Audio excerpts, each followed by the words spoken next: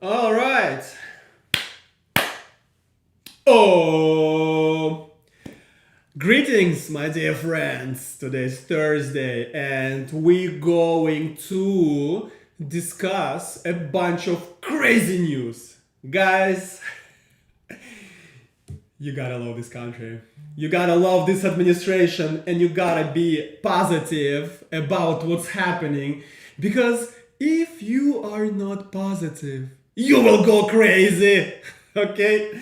So I know that a lot of things that going on not very optimistic, right?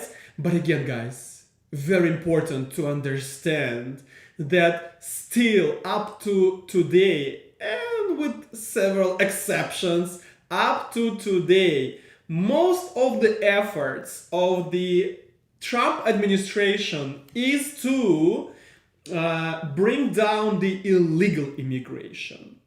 Up to today, we still are good with legal immigration.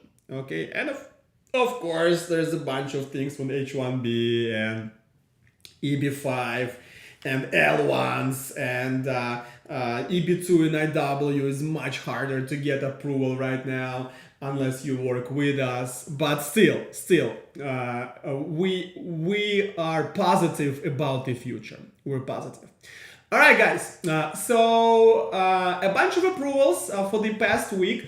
I want to mention only one. I want to mention the one because I'm tired of cases of you IT people, QA engineers, the artificial intelligence, cybersecurity, validation engineers, and all this good STEM stuff. Yes, I love it. I love those cases. Don't get me wrong, but you get tired of them because at the end of the day, they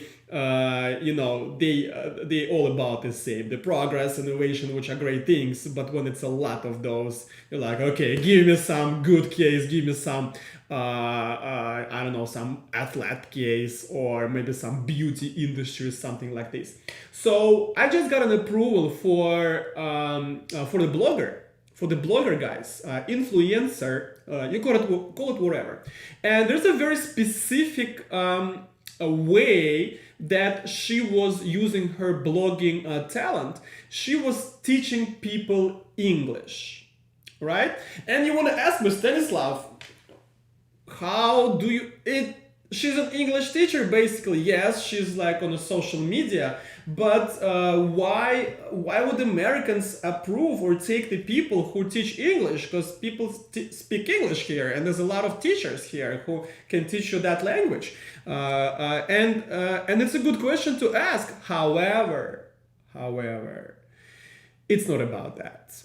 The law is silent on what kind of talent or what kind of language we may use in those cases. So maybe the officer did not like the talent. Maybe he or she were not happy with that. But because we proved the criteria, we showed that she is at the top of her field, then the officer has no chance but to approve. Okay? And that's how we do it in my company, guys. We don't care about the talent. All we care is about your achievement and your recognition in the field. And that's what we use to smash the officer with that case. And the officer has no other option but to get it approved. Okay, I love this case. It was very good. Okay, so let's see what's going on with the news, with the recent news, guys.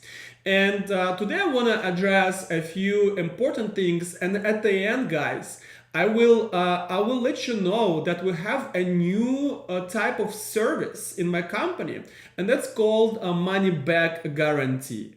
Okay, we have money back guarantee in for selected cases and with some type of insurance. Okay, I'm gonna talk more about this because and this is the response to you guys, because many of you like, hey Stanislav, you qualified my case as A grade or A to B grade, which means that you're super confident about the outcome of the case. So how come you don't give any guarantees? And guys, it's illegal to give guarantees. If anyone in this industry tells you, Pradeep, listen, I guarantee your case is gonna be approved, run, okay? Run as fast as you can. First of all, it's not an attorney or whoever says that, God forbid some paralegal or immigration expert, whatever that could be, it's not that person who makes the decision, okay? And because those cases are super subjective, no one can ever guarantee. But because there are cases that have such a strong foundation which we're gonna develop, and I have zero doubt that I will able to approve those cases, although I cannot say that I guarantee, but we can guarantee the money back. Okay? Not for all cases, but for those cases which I selected, and with the purchase of an insurance. Okay? All right. Let's get down to the news. The news number one: U.S. visa policy change. Interview waiver program for O1, L1, and H1B is going to go away. Okay? Starting September 2nd, guys. There will be no option for initial, definitely for initial, maybe I suspect secondary approvals like extensions, maybe, but definitely not the first ones. And certain countries, certain embassies have been doing that for a couple of years since COVID, right? Because of the COVID, they're like, oh, listen, we just don't want to waste our time bringing those people in the embassy to take our resources and use those people resources. So let's get them like online approvals, okay? And I believe that this program worked perfectly. I don't think that anybody that there was any bad about that, but because the new way that USCIS and other immigration related agencies wanna approach this industry from the point of view of preventing any type of fraud. So that's where the roots are coming from, right? The fraud prevention. I don't know how much fraud there is in O1, F1, L1 and those visas. I don't know. Okay, we don't have that information, but here we are, and now it's again, it's not new. It's news. It's not new because that's how it was years, decades before. So we're kind of back to the roots, going to the embassy, get the visa, which in itself is no problem. But again, it would be more convenient not to have that. Okay, there are some exemptions. There's a few visas that don't fall within those things, but guys, your visas will fall with that. Okay, those visas that are not there, they're just very specific visas. Okay, so still 14 to 79 years old. That's the in general people who are required to show up at the interview. I know a few embassies in the world, guys, that require even the infants to go. Okay?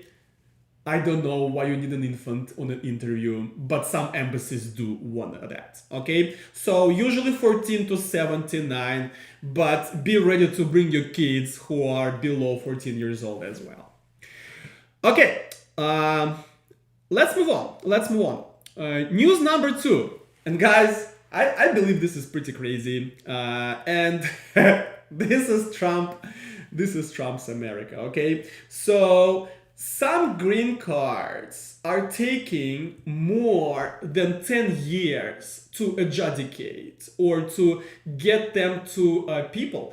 And the new, I believe it's called the Dignity Act, all right? The new law that may become soon the real law. So it's a project, it's a bill, the way they call it.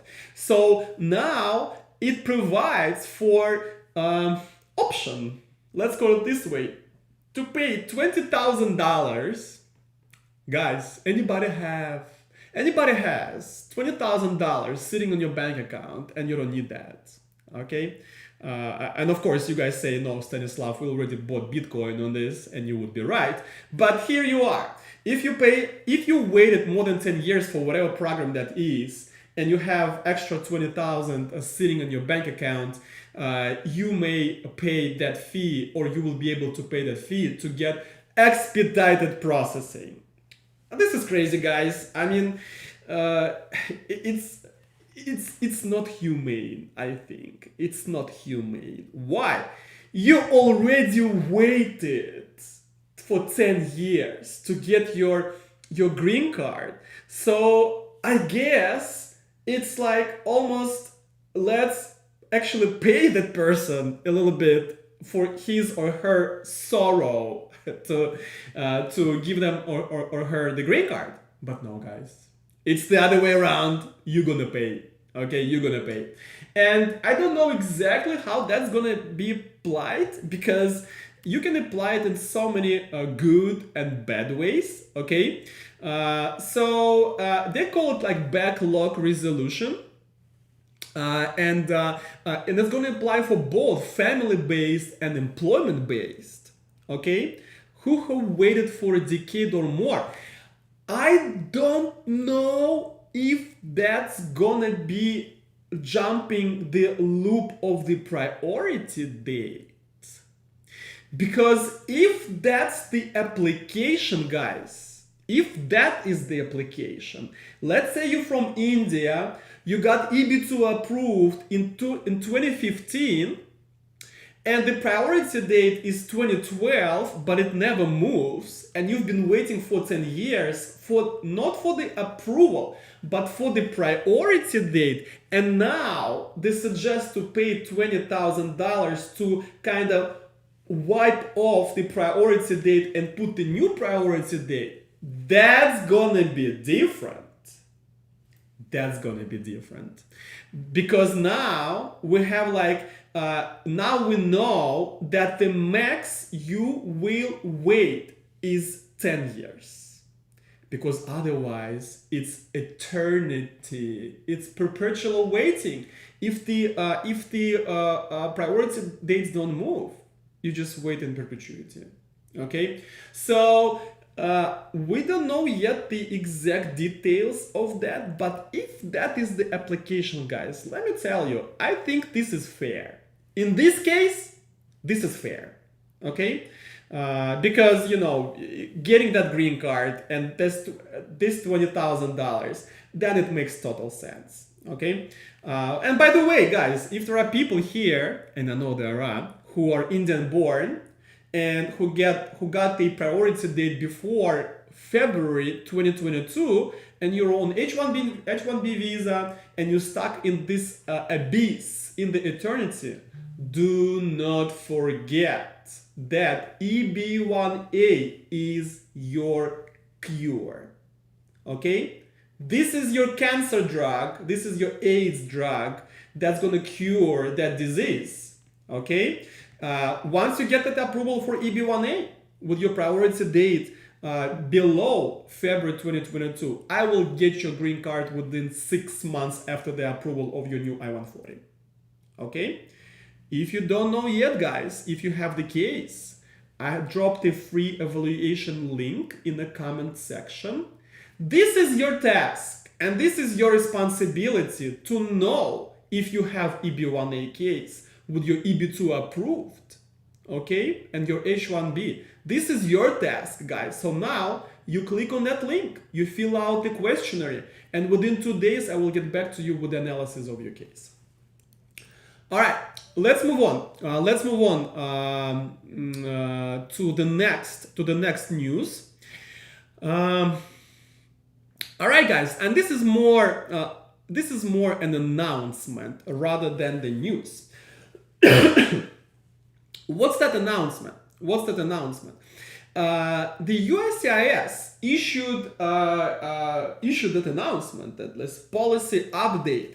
Now, because they say and they claim that there is a lot of fraud in employers' cases for the purpose of work visas, they're gonna be doing a lot more checkups of the work sites and maybe requesting additional evidence of the real employment. Okay, so how does that? Because if everything is real, guys, and let's emphasize that, if everything is real, like in the cases that I do, okay, everything is real, everything is lawful, legal, there is no gray schemes, everything is the way it should be, and there's a real employer, and you just guys work, make your money, building your American dream, taking care of your family, there's nothing to worry about. Okay, who should worry about this? I believe that most of those efforts are gonna go to the companies that that people open up for the purpose of claiming the being their employers, like for the purpose of E2, L1, O1, and H1B sometimes. By the way, guys, you didn't know that in H1B you could be your own employer. You guys didn't know that, huh? Smash the like button if you guys didn't know that. That for H1B purposes, your own company, 100% equity, could be your employer in certain cases, okay? We're not gonna talk about this, but this is a possibility. So they wanna know, if that's the case, does your company really do the work? I think that's what they're aiming to do. And I don't blame them, because you can open up a company, claim it as your employer, but never work for it, never get paid by it, and just use it as the so let's say the way to get in the US. This is kind of fraud.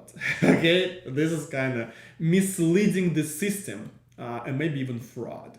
So of course, if that's the case, then whom you want to blame? If that's what's going on, there is no one to blame.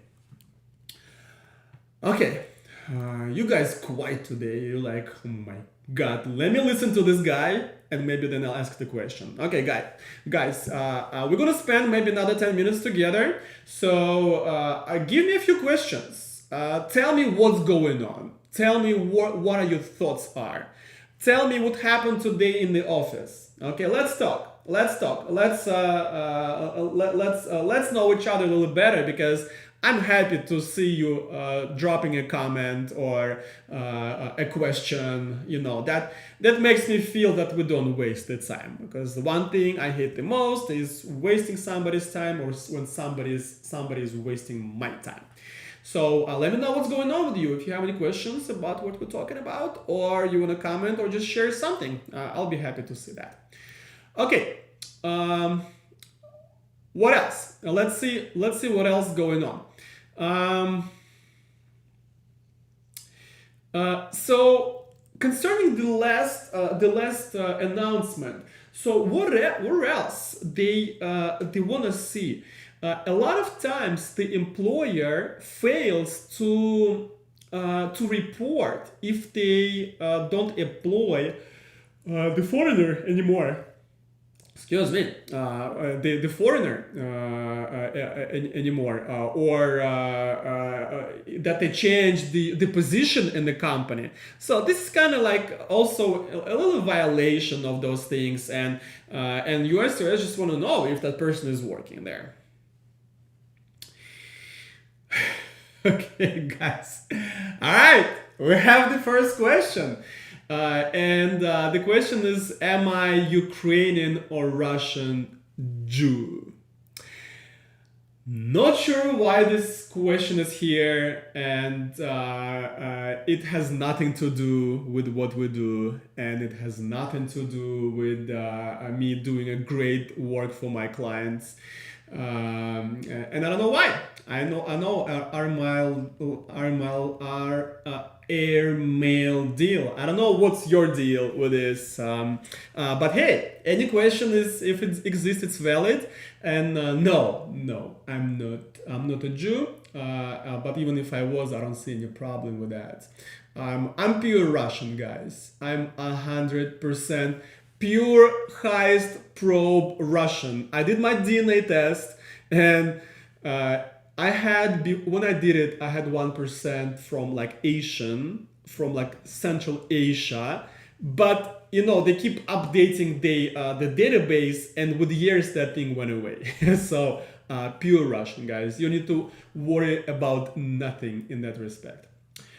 Okay, Mark. Greetings, Stanislav. Hi, Mark. What do you think would Trump-Putin meeting would affect immigration?